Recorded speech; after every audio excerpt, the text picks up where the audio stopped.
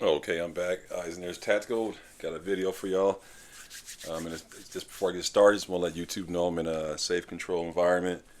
Uh, no ammunition, these firearms. No women and children around. I'm in a room all by myself. Yeah, man. Yeah, this one's crazy, man. This is about family members, man. Can family members do you wrong? You know what I'm saying? Bring this water, man. Yeah, can family members do you wrong?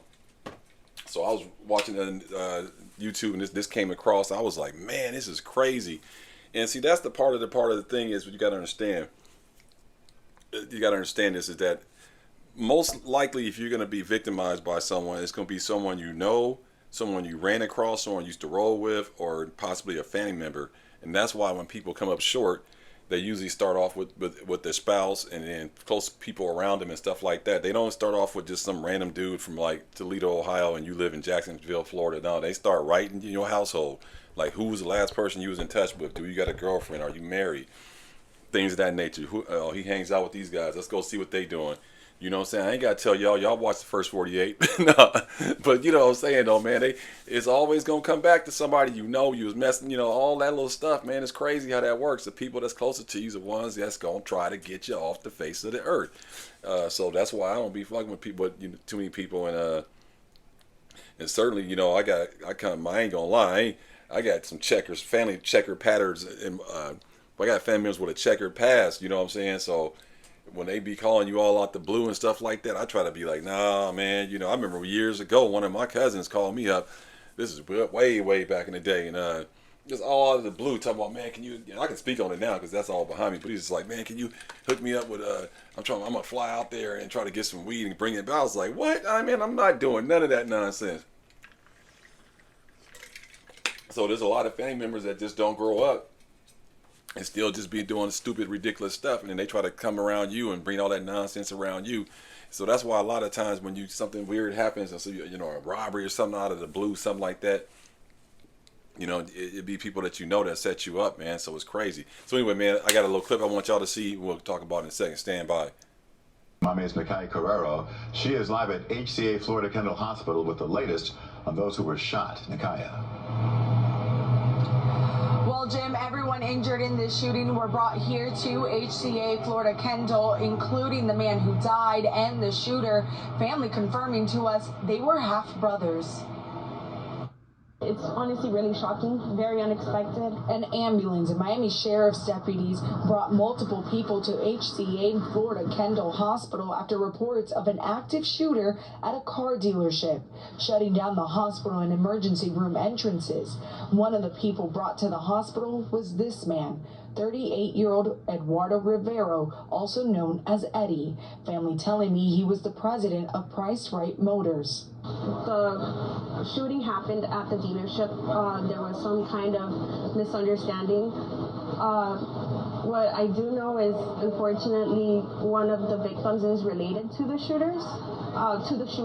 Emotions running high after Eduardo Rivero died at the hospital. His distraught brother spoke to reporters outside. The shooter's alive, and he killed my little brother's deceased. My little brother's name is Eduardo Rivero. According to the Miami-Dade Sheriff's Office, Rivero was not only the victim and intended target, but also the half-brother of the suspect, who is in critical condition. This was clearly a family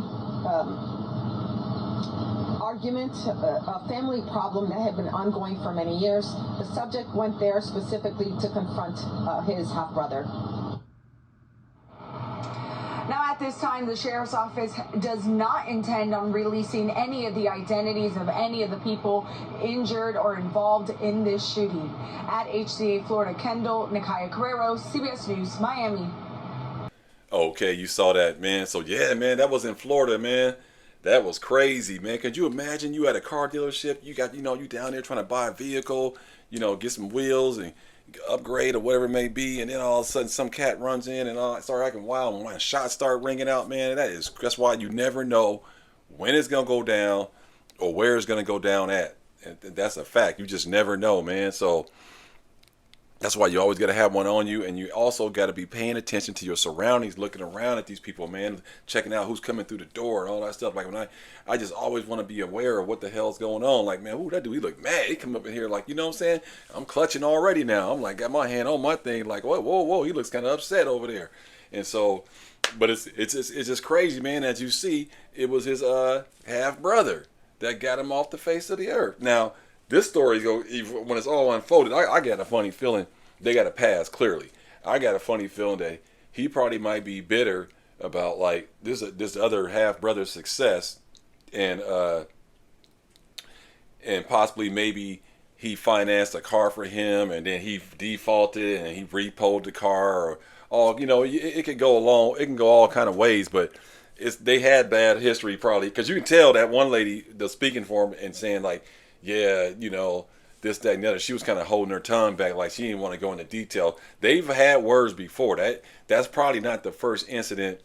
They probably just didn't disclose that on this news story, but that's probably wasn't the first incident with those two brothers right there. I can guarantee you that probably was not the first incident, and I'm sure they had some words before on some situations and had a falling out to get it to escalate to the point where he comes down with a firearm and takes him off the face of the earth. That ain't just that's not brand new.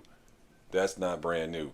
So they had some problems beforehand, and it escalated and pretty much got out of control, really, you know what I'm saying? And I'm sure that dude had a lot of hate in his heart and was mad about something. I don't know what it was, but he was mad about something. And you just never know, man. It could be a love triangle. It's some facts gonna come out behind it for sure. It's gonna be some other information behind it, but they definitely were not on good standing. Just like it didn't just happen like right now, like that, like it just popped off right then. Man, that's some old blood right there, and it spewed over, and it just the kettle just blew his lid, and unfortunately he lost his life. Rest in peace to him, because he saw that other brother say, "That was my little brother." You know what I'm saying? He was hot, like and when he said little brother, it kind of made it seem like like he wasn't really his real brother, and he's the real brother. You know what I'm saying? So you just never know, man. You got to watch out the people. You got to watch people on your own. It's kind of a shame. You got to watch the goons. You got to watch the street cats. You got to watch all these people, and then at the end of the day, you got to watch your own family members. That's wild right there. You got to watch your own family members, while all the while keeping your eye on all these other people and places and things. And then at the end of the day, it's a sad thing, man. It's just kind of like a troop coming back from the military and get taken out by a American citizen at a grocery store robbery or something. You know what I'm saying? You went overseas, fought all those days fighting and all that service time fighting against the enemy abroad, and then you come back home and get taken out by a knucklehead at a gas station. You know what I'm saying? I look at it that way. It's like, you live your whole life avoiding somebody taking your life, but the person that take your life is someone that's in your family, man. That's just crazy, man. Just let me know what y'all think about that. Y'all know anybody that did something to their own family members really bad or something like that? I know I can speak on it, man. I had two of my older brothers, rest in peace, both of them, Jerry and Ricky. I guess back in the day they were young, and they were in Chicago growing up. And at this point in my brother's life, Jerry, rest in peace, he was like, using drugs, and he had a job though. He always worked. He worked for the post office and shit, but he was like on heroin and shit, and buying drugs and selling drugs and using drugs. And my other brother Ricky was just kind of like a martial art, like boxing type dude. He didn't do no drugs, but he was hella violent, and he used to rob drug dealers. And so I guess the way this story go, my brother Ricky robbed a big time drug dealer. And my brother Jerry found out about it because he used to buy from him, and he was like, "Man, you got to bring this stuff back." And I guess they got in a big ass fight, and he didn't want to bring it back. And then my brother Ricky shot my brother Jerry in the leg with a shotgun. True story. And he lived and everything, but his leg was fucked up. He eventually got a lot of the pellets out, but a lot of them he had to live with all those buckshots in his leg. But he eventually had to get a lot of it out though. But could you imagine how much surgery you go through to get all those little bitty BBs out of your leg? But my brother Rick was hardcore. He's crazy. He did about 30 years in the prison, in the pen, and my other brother Jerry did about maybe 5. But he learned when he went in, he came out. But my brother Jay was always clean and always smart, and he was a big time drug dealer too. And so that's my background, man. I just want to share that story though. But yeah, definitely. And my brothers and them, they were crazy, and one of them shot him, and just some wild stuff. They reconciled later on in life. You know, they were cool, but just goes to show. And when you live in that crazy lifestyle, anything can happen. But you got to keep in mind in general that your family members are not exempt from doing something crazy and under stress, like financial stress, divorce, job, whatever it may be. You know, things start mounting up. So if you know somebody in your family that's things are mounting on them, getting heavy on their shoulder, keep an eye on them.